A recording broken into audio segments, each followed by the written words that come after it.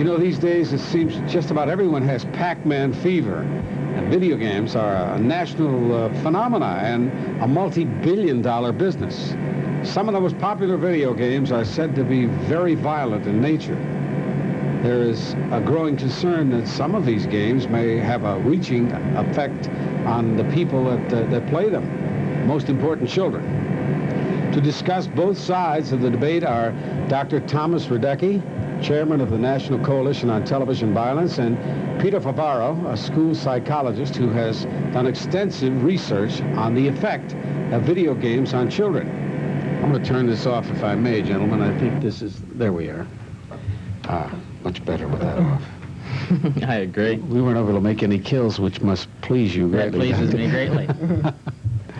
Now tell me about the effects these are having on youngsters. Well, actually, Mike, there isn't any research at all to date on the violence issue on video games. In spite of this being a multi-billion-dollar industry, in spite of Atari spending $25 million this year on researching how to make their games more enhancing and more attractive than they already are, there hasn't been the first study ever done yet on the violence. However, we have found in our monitoring that 89% of the video games in arcades and 65% of the home video games are based upon a violent theme. Themes like this, where you're shooting down airplanes, shooting spaceships, blowing up tanks, shooting people, things of this type. How about Pac-Man, eating?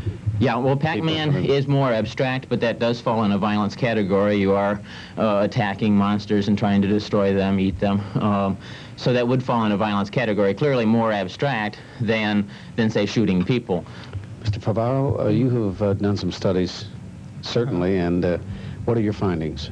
Well, to start off with, my interest in video games really predated the entire question of whether or not they're violent or not violent. And my first study, which was done in 1978, which was my master's thesis, really chose to study what kinds of experiences children were having with video games. The foremost question at that time, before people were concerned, was whether or not video games increased eye-hand coordination. And I subsequently found that although children got better at video games by playing video games, it didn't transfer to very much else. And to make a comparison, you would say that playing baseball doesn't transfer to playing basketball, even though they both increase, they both have eye-hand coordination as factors in them.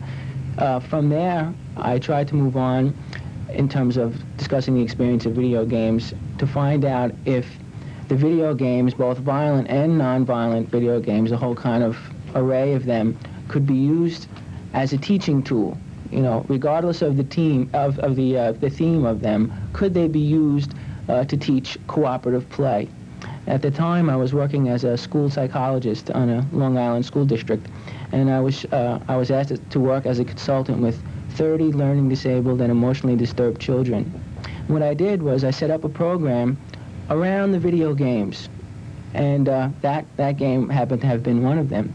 And I changed kind of the rules of the game so that the children had to cooperate with one another to achieve reinforcements. And what I found after I did the evaluation of my treatment was that the children's sharing behavior, their helping behavior, and their cooperative behavior were improved significantly as compared to a group of children that I ran with a traditional games format. From that study, I moved on to a study which examined in an arcade setting whether children who played more video games at home and in the arcades performed any differently on a task requiring social responsibility. I went into an arcade and I interviewed 100 young boys, and I asked them questions: how many video games do you play during the week? How many do you play at home? I'm curious, how many? The high users, played more than 10 video games in the arcades and more than 5 hours at home. And at the time, low users were playing 5 video games a week in the coin-op arcades and 2 hours or less at home. From there, after I had my definition of high use and low use, I went back and found more children and asked them to do this. I said, I'll give you 12 of my quarters, okay? With 6 of my quarters, I want you to play video games in the arcade, but the other 6 you must donate to that person over there selling chances for charity, okay?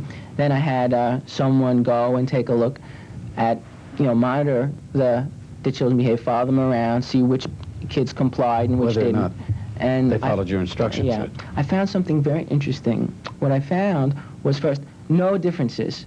The children who played video games spent their money on video games, but the kids who didn't like video games, they didn't spend their money on video games or the charity. And although I didn't follow them around, it would have been interesting to find out, they misappropriated just as much money, neither of which group misappropriated money differently than the others, but it just kind of showed that kids who like to play video games, and kids who don't, Dr. Radecki, any conclusive evidence showing that by children playing these, as you say, violent type video games, that the real-life violence comes from this?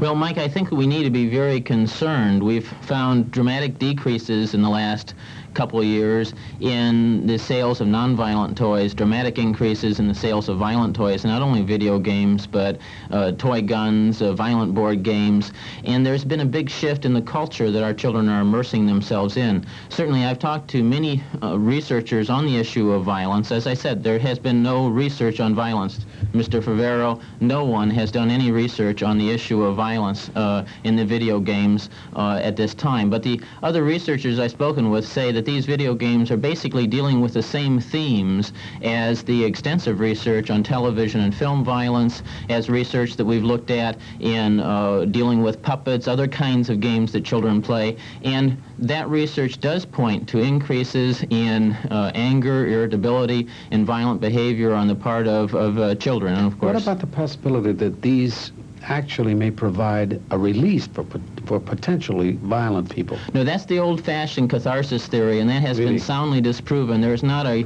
reputable scientist left that holds to that theory. Actually, it's been 6 years now since there's really been any disagreement in the scientific community on the issue that entertainment violence causes real-life violence, and exactly the opposite of the old-fashioned catharsis theory. I think that these are exclusive only to us here in America, whereas in other parts of the world, and Japan is an example, they've gone bananas over these. Oh, things. yes. And this You see is businessmen on their lunch hour playing these things in. They spend tremendous amount of time and money on them. This video game here we're looking at is relatively abstract, but there are other ones that are on the market already, coming out on the market, that get the person even involved much more in the actual violent action, much more complex action, and ones in the process, you will actually be just like a military soldier out on the battlefield fighting a war. Oh my, and the thing that disturbs me is that I think you said,